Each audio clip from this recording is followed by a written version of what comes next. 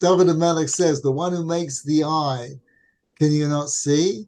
Or the one that makes the ear, can you not hear?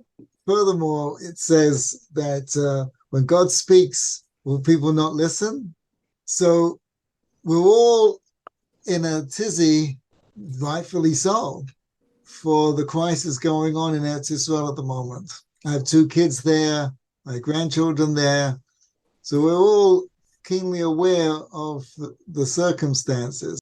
But if not that long ago, if you remember, we had COVID, and more people died in COVID, more Jews died in COVID than what's happening in Eretz Yisrael at the moment. So how come, and the reaction from COVID was not like this, right? So how come for this, we're all up in arms? There's prayer groups, there's actors, there's tremendous connectivity, there's a soul searching, honest soul searching, meaningful soul searching going on. But for COVID, there wasn't. And that's what it says. When God speaks, who doesn't listen? This is God speaking. He's talking to us. When God speaks, we hear. And everybody knows the Almighty is sending a message. Everybody knows the Almighty is sending a message. And what the message is, okay, that's a good question. I think a lot of people are really thinking about it. So we say in Mishlei, listen to this. It's in chapter 6, verse 9. Ad matai atzel tishkav. For how long will the lazy person sleep, lie down? Ad matai atzel tashkev. Matai takum mishinto. When will he get up from his sleep? Now, Shlomo Melech doesn't mean sleep, literally just sleep, although it includes that. He means you don't think about life. You don't think about where this is all going. What's the purpose of it all? Why are we doing all this? Just recently, we saw over Yom Kippur, some people, just a few people, 10 people maybe, disrupted a prayer service in the middle of Tel Aviv. And the whole of Israel was outraged. It says, Gemara says that Rabbi Akiva and the rabbis were on Har Bayis, and they saw a fox. It's a famous Gemara at the end of Makos. They saw a fox leaving the Temple Mount, and they all cried. And Rabbi Akiva laughed. And each one asked the other, why do you cry? Why do you laugh? And Rabbi Akiva famously said, the prophecy that foretold the one disaster is now proving to me that the fortune is coming at the other side. So I talked about this before. I don't think anybody who heard what happened in Tel Aviv and the reaction in Israel cannot hear that the Jewish people are a special people. In America, there have been protests in the last few years. In France, there were protests, I know, in many parts of the world. How did those protests and arguing about far more serious issues, at least ostensibly, some not so serious, and riots broke out. People burned buildings down. People were killed. I mean, crazy stuff. In Israel, they're protesting, and the worst they do is stop the traffic. So anybody listening needs to realize that they're arguing with each other. It's like, I used to have, when my grandmother, Aleh Sham, was alive, my grandmother had 8 children. So I think it was every other Sunday, all the children and all the grandchildren would go to her house. And it was a whole to-do. And all the siblings would sit around in a circle. They used to smoke like crazy. I used to hate going because my eyes would sting afterwards. They all used to smoke. Those were the days. And the air was thick. It's like a cloud in the room. It must have been terribly unhealthy. They didn't know anything about secondhand smoke or anything. They didn't even know about smoking. So, and it was just fighting and arguing and everything. And some of the cousins didn't like it, and some of them thought it was very cute. We all understood on some level, at least I did, that it was an arguing out of respect and love for each other. It wasn't an arguing because, you didn't invite me to the bar mitzvah kind of arguing. It was like they were talking about whatever. It was complete. The issue didn't make any difference. They just needed to find some issue where one side took one thing and one thing, and then they would go at it. You don't know what you're talking about, blah, blah, blah, blah, blah. And people understood that, they didn't mean anything by it. It was just, at the end of it, everyone kissed and made up, and it didn't even have to make up. Everybody understands that the argument that's going on in Israel, if you're not part of the Jewish people, if you're not Israeli, if you haven't lived in Israel, you don't understand what's going on. You look at the vitriol going on in Israel, and you think it's the end of the world. And it's so absurd. It's just mind-boggling how people don't see it. It was a wonderful thing. But not only do people miss it, but when that thing happened in Tel Aviv, it was a terrible thing what they did. But when it happened in Tel Aviv, the whole of Israel was in outrage. The left too, even the people on that side were upset. This has gone too far. There's no one in America, no matter which side you're on, that thinks that their side went too far. Nobody. This went too far. Now, I don't think there's a real connection between that. Could be. I don't know. I don't have any memos from God lately, but I don't think that's a reason for this breakout from Gaza that we're experiencing. But I'm sure a lot of people are thinking about it. Now, some people I have heard say that this is the result of the disunity in the land of Israel. And I think that's a terrible thing to say. I don't think it's true. And it's not a meaningful way of relating to what's going on. The Gemara, the Talmud in Avodah Zarah, it says that there are two things that are gods. Now, this is a very interesting discussion, which we're not going to get into. But nevertheless, there are things that are man and things that are God. You can build a bridge, that's yours. You can build a store, that's yours. You can make a business, that's yours. But two things, that's God's. Money, people are still trying to figure out why some people are rich and some people are poor. There's some general rules, but it defies definition. Money and war. What does it mean, war? It means that when there's a war, God's rectifying the account. He's taking care of business. Now, I want to point your way to a couple of things in Mishlei. Take a look at chapter 6, verse. We're already in there. Chapter 6, verse 9. How long will the lazy person sleep? Ma'at shenot, ma'at tenumot. A little bit of sleep, a little bit of slumber, a little bit of folding the arms to lie down, and your poverty, your loss, or the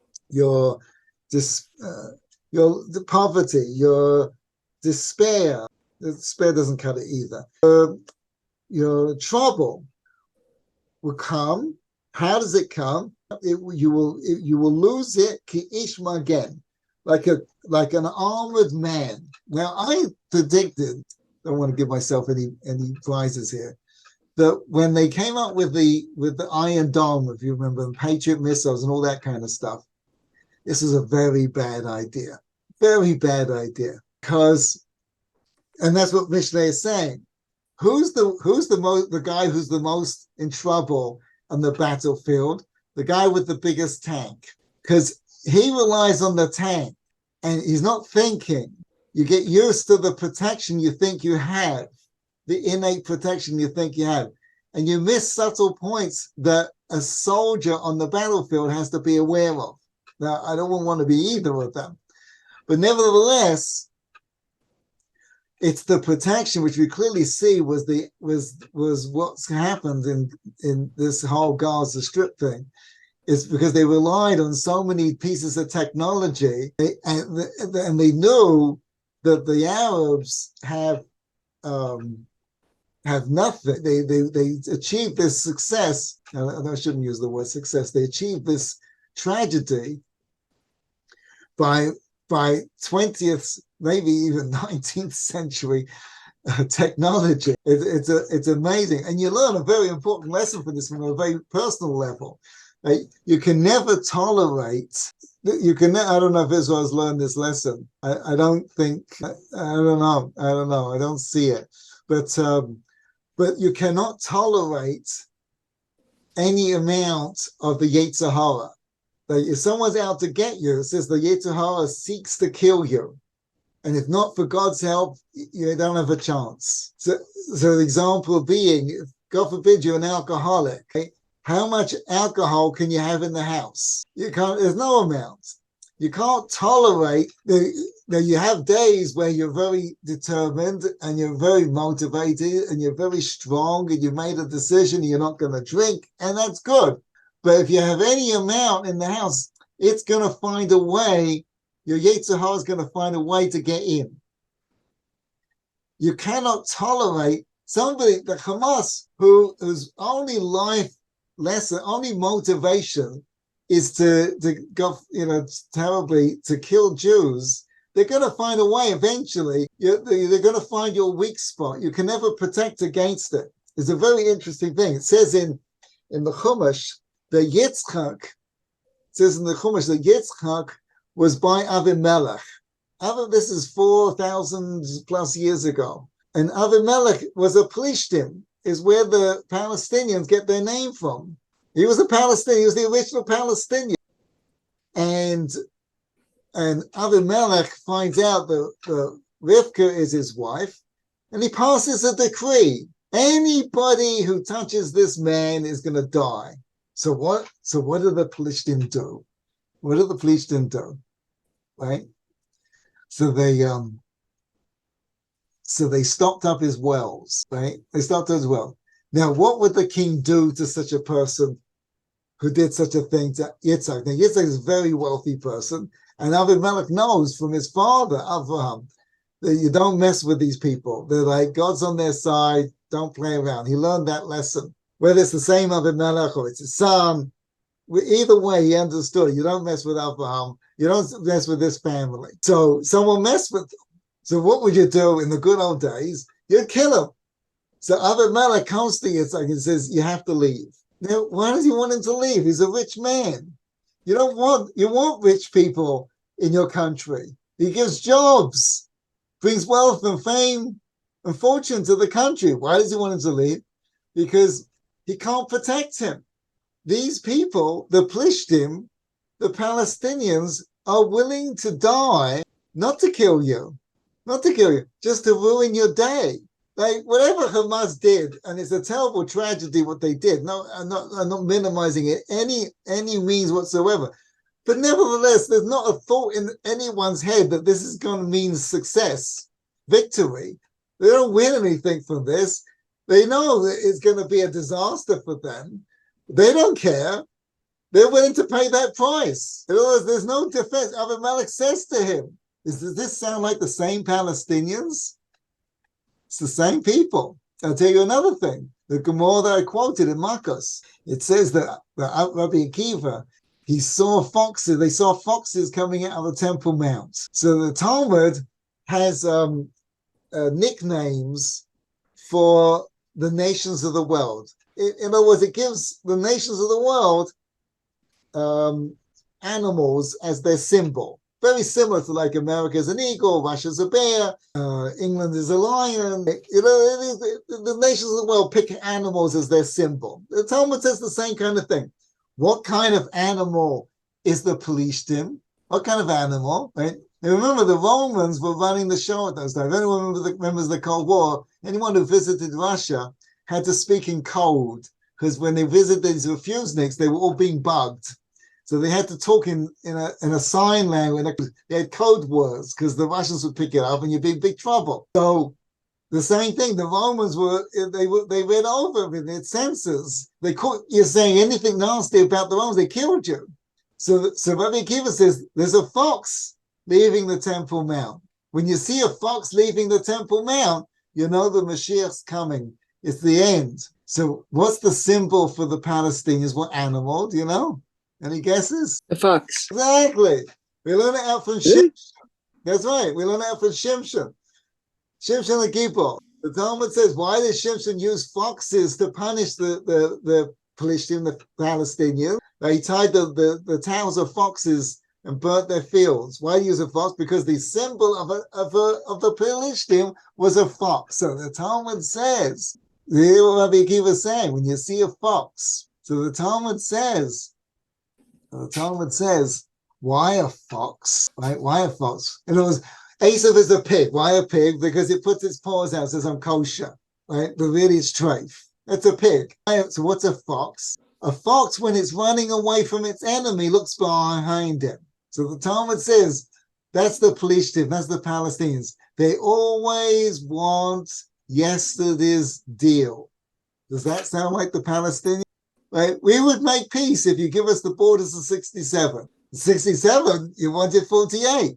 In 48, you wanted nothing. Instead, they always want the deal that they were offered last time. Is that the same people? You figure it out. I'll leave it to you. So anyway, right? So getting back to the Patriot missile. So King Solomon says, who's the most dangerous one? Right? You rely on this technology. You rely on this technology. That's the danger. That's the danger that we're in. That's the danger that we fell into. So how did we get here? So you see, how did we get to a people in Israel? In Israel, the Jews in Israel. It's not the Jews in America.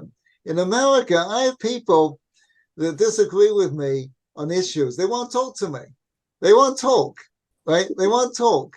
But in Israel, they're talking to each other. There were groups from these protests that happened a few weeks ago for the last 6 months or so.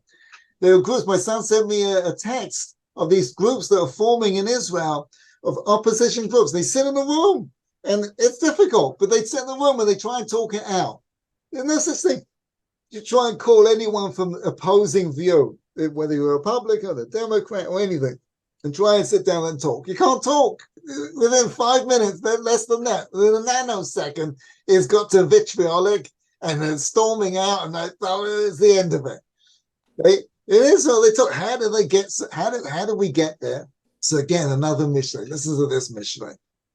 It's in chapter 3, verse 11. Musa Hashem be b'ni. My son, the Musa of Hashem, Rashi says, what's the Musa of Hashem? Right? When troubles come upon you, they should be dear to you. So King Solomon says, when the troubles come upon you, don't reject them. Don't despise them. Altimas, don't despise them. But altikots, and do not reject. And do not reject my rebuke, my tochacha, my rebuke, my tochacha. Don't reject it, right? So you see, we have a mitzvah of tochacha. There's a concept called tochacha, that when you see somebody doing something not appropriate, you have a response to tell them. We're not allowed to just sit by. Fascinating idea. You have to tell them. We don't want to tell them. Doesn't matter. You have to tell them. Right? In other words, I'll use a simple example. The guy sits next to you in shul, his socks don't match. You have to tell him. Right? It's a rebuke. He's doing the wrong thing. He looks silly. Doesn't realize it. Like my Mechutin, he's colorblind. I shouldn't laugh at that. But when you hear the story, it's gone. So he told me the story one time. He's a lovely man. I love him. He's a great guy. All my in-laws are phenomenal people. So he, when he was a little kid, he went to yeshiva one day, and somehow he learned that the shirt he was wearing was pink. You imagine? But he didn't know because he couldn't tell the difference. right? You know what I'm saying? So someone just tell them, right? You have to give them tahaka. You have to teach them the right way, right? You know, you don't say you're an idiot. So how can you be such an idea? You're going to say it nicely with love. Chazal say today we don't know how to give tahaka, but there's still a mitzvah. But the mitzvah is only if you know or have a good indication, you believe that the person will hear it. If last week you told this guy his socks don't match and he got really upset, so this week don't tell him his tie doesn't match. He's not gonna hear, he's not interested, not listening. You only have mitzvah tahaka if you know that the person will listen. Unfortunately, human beings do not have this information, are not privy to this. We can't really know for sure. So we have to have our best guess. If we think that we've got a good shot, you have to, right? By the way, this mitzvah, there's no asterisk for siblings, for children, for spouses. You want to tell your spouse something they did wrong? You're saying same. I have to admit, I'm not great at this one. But it's something to keep in mind. It's something to follow, something to uphold, something to shoot for. You can't tell your spouse off unless you think. Point something out, maybe there's a better way of saying it. But if you knew for sure, then for sure you have to say something.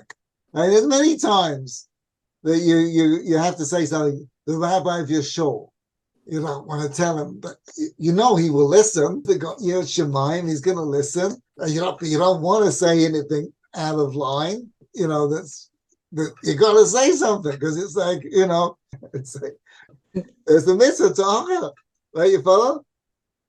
Who does know whether you listen or not?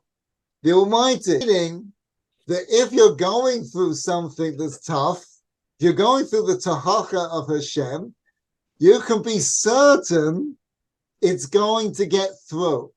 You follow? In other words, if you're going through it, or you see somebody else going through it, you gotta know the Almighty knows what he's doing. I thought this person was closed-minded, but what do I know? You see, the Almighty says he can hear it. He's going through the tahaka of Hashem, right? He's got the tahaka of Hashem. How did the Jewish people in Israel, how did the Jews in Israel become so close that the worst they will do is stop the traffic over things that they claim are destroying the country? If you listen to the vitriol going on, it's a coup. These people are terrible. They're not part of all kinds of terrible things they say. And yet the worst they'll do, right, is stop the traffic. Well, how do we get there? Now, I want to point out that after the Holocaust, the Germans came out and they said, we want to pay you reparations. The only two times in world history that the victor wanted to pay the victim reparations. The villain wanted to, sorry, not victor, the villain wanted to pay the victim reparations. Both times coincided with entering the land of Israel. 1948 and Yetzias Mitzrayim, leaving Egypt. That's fascinating. Both times. Isn't that incredible? So the Germans came forward. The Jews didn't ask. The Jews didn't want it. And they went to Ben Gurion and said, we want to give you reparations. There's a big debate in Israel. And Ben Gurion, who was not a Holocaust survivor, took the money. And there were a lot of Holocaust survivors in Israel, and they were mad as anything. And they were calling for the overthrow of the government. They marched on the Knesset and stoned the Knesset. Right? But that's how mad they were. We've come a long way since those years, 70 years. And the worst we'll do is stop traffic. And if they did worse, they're shocked. They're ashamed. They're ashamed of themselves that this led to this. How do we get there? Because with everything that's said and everything that's happened, we had a Holocaust, and we've had 5, 6, 7, 10 wars. I've lost count. And we've had constant terrorist attacks. And you know who came to our aid? Nobody. The Americans send aid, and they send stuff, and other countries have sent stuff too. but nobody's fighting for us except the guy across the street. And after 70 years, every Jew knows you can say what you want, but he's your brother, and he's the only one you can rely on, and you might need it. And when did they learn that? Hopefully for the last time, right now. Right now, they're realizing, everybody's realizing, what are we arguing about? What are we arguing? With people who are willing to either die or send their children, because they'll, God forbid, die for you. This is the Tahacha of Hashem. And just like it's taken 70 years to mold this people, well, I should really say 3,500 years, but the last 70 years is the most I can stretch myself to. And taking the last 70 years to mold the Israelis, the people who live in Israel. Unfortunately, if you live outside of Israel, you may get the experience and you may not get the experience. If you live in Israel, you get the experience. It's taken 70 years to form this people into a people who believe in God, a people who understand the Torah is true. This event has just happened. My son, I just spoke to my son. He's in Ramat Beit Shemesh. He told me some good news. He said it's coming out of terrible news, but the Hamas they threatened Netanyahu that if he doesn't stop this indiscriminate bombing, meaning that when previous wars, the stupid leftist idiots running the country would announce which building they were going to bomb, right? You can't make up idiocy like this, but they would do it, right? This time, they're not doing it. So Hamas is upset, right? Because they expected to do what they did. They expected to go into their homes. They knew Israel would respond with these announcements, we're going to blow up this building, and all the terrible people would just leave. And then the so-called there's no so-called innocent people in Gaza. The whole people murder, a bunch of murderers. How do you know? Because you go to any one of them, and no news agency would do it, but they should, and ask them, which would you rather have now? Which would you rather have? The state you're in, right, under siege, being bombed to bits by Israel, but be run by Hamas, or to be run by the Israeli government? Which would you rather? Which flag would you like flying over the Gaza Strip? They will all say we'll stick with Hamas. They might say neither, but they won't say, right? Which means they want this. They're the Palestinians. They're the Palestinians. They're willing to die to ruin your day. They're willing to die to ruin your day. This is what these animals, scum. There's no words to describe these people. Rishoyim doesn't do justice. So the Tahacha of Hashem has brought us this point, and this, please God, is the final straw. We're going to learn the final lesson that the Torah is the way to go, because we've lost all and my wife was speaking to somebody in Israel, and the most secular Israelis are going to wake up call that they thought Israel was saying, yes, you get these things that happen now and again, and yes, you have wars now and again, but they're on the fronts, they're outside the country. You don't have these rampages like we just saw. You don't have these kind of things. It's hitting all over the country. But it's more than that. There's no end sight, and there's no how do you end this thing? It's going to get bogged down. I'm not sure Netanyahu has the conviction to take it all the way to the end. After a few weeks, there's going to be 10,000 Gazans dead, thank God. And but the world's going to say that's enough. They're going to put pressure. I don't know if Israel's got the strength to determine that. I don't know. Please God, they do. Please God, to really finish the job. But how do you finish the job? There's 2 million Gazans out there. What are they going to do?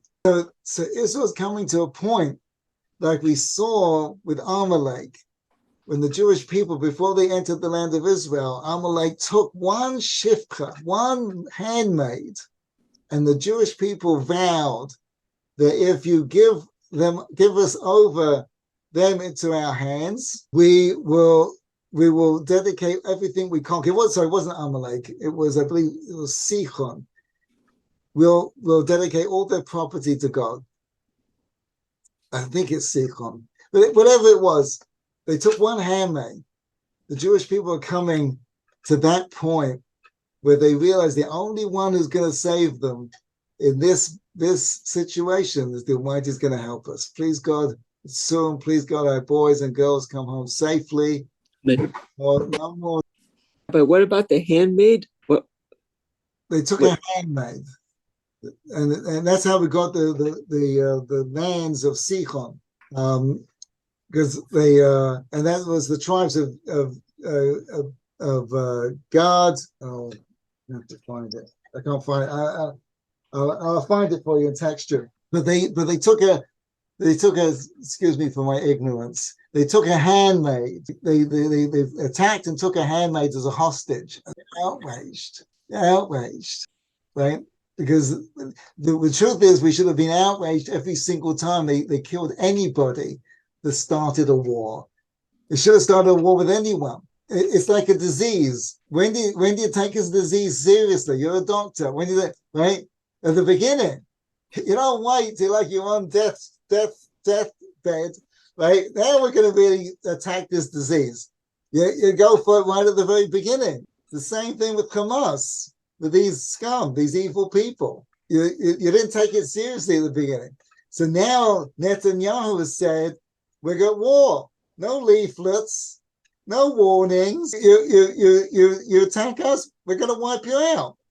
We're going to go after you. Like it's a war. Right? England didn't send, please evacuate Berlin. We're attacking now. Right? In the Second World War, right? America didn't war Nagasaki or Hiroshima. It's a war. You start a war. That's it. That's what war means. They've lost the definition of war. No, you can't. You can't when it gets too bad. You got to be equal and all this silliness, right? You got to let them know. There's all these liberals. And what the Tahach of Hashem is, the Jewish people, the Jews of Israel, are learning that all the liberal nonsense, the whole secular Zionist dream of creating a secular Jewish state in the land of Israel, where we all love each other, the concepts of Ben Gurion and Ariel Sharon and Rabin, all these people, right? Ehud Barak gave back Lebanon. Ariel Sharon gave back the Gaza Strip. Rabin gave them 10,000 guns. 10,000. I lived in Israel where Palestinians, they were terrorist attacks, but the worst they would do was a knife, because none of them had guns.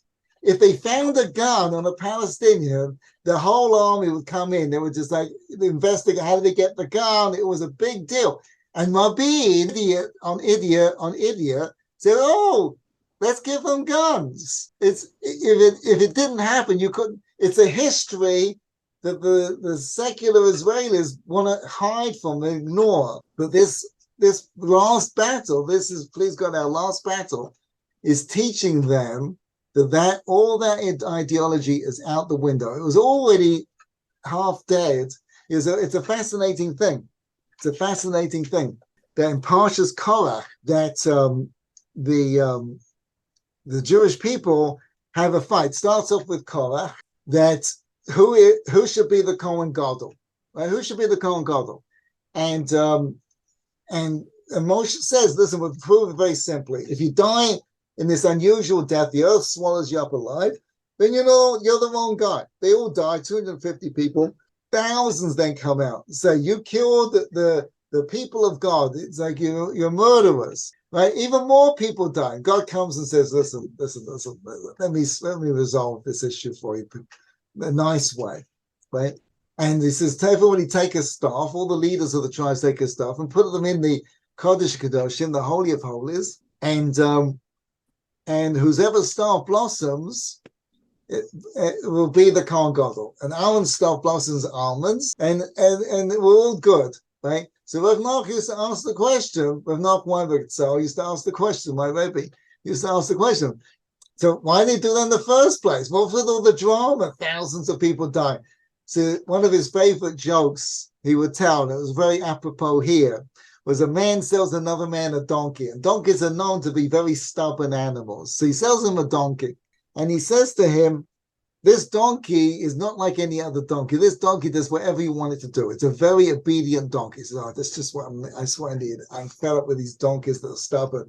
Oh, thank you. He says, yeah, we bred it from a child, from his parents, from his grandparents. It's like bred. Perfect donkey. So about a couple of weeks later, the guy goes back to the seller and he says, you're a ganav. You stole my money. He says, why did I steal your money? He says, the donkey doesn't do anything. It's awful. He says, what do you mean it's awful?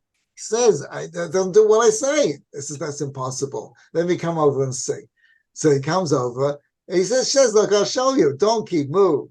Nothing happens. He weighs the donkey out, loads him out. He doesn't move. I go, oh, you're doing it all wrong. Let me show you. And he takes a big stick and he hits it on the back of the donkey. I'm sorry, all the animal lovers here. Peter, I hope he's not watching. And he beats it over the back of the donkey, and the donkey moves. And the man says, well, what are you talking about? This is the same thing as every other donkey. You get the donkey to move because you hit it. He says, no, you don't understand. The donkey didn't move because I hit it. The donkey moved because I told it to move. He says, why did you hit it then? That's just to get his attention. See, right? The Jewish people's got with all these arguments and protests and everything, right? They all got the Almighty got their attention, right? Now they're listening. Now we're listening. This war is we're listening. The Almighty has got our number. He knows how to talk. When he talks, people listen. Don't think we're going through this and going back. The fact that Netanyahu, although I think is nowhere near as bad as ruthless as he should be, but nevertheless it's a start. Maybe he will be. I don't know. So is not playing by the old rules. He's not playing by the old rules. He's got the message. We are different. We are the Jewish people. And there is a difference between the Jews and everybody else. Despite what Ben Gurion and Ehud Barak and Yair Lapid and all these other idiots would say, that we're all wonderful people, we can all share and sing Kumbaya, my Lord, and have toast together and sit around the campfire, and Rabin and Shimon Peres and all these idiots would go on about, we're going to create a new Middle East where we all love each other and it's all hunky-dory. But Netanyahu is making a point, and the Jews of Israel understand this point and agree with this point. There's a difference between a Jew and these people. Then we're not the same people. We're not the same people. And our job is to eradicate them. And our job is to show the world what you do with evil. We're a light to the nations. Stand up and do your job. We're in a new world.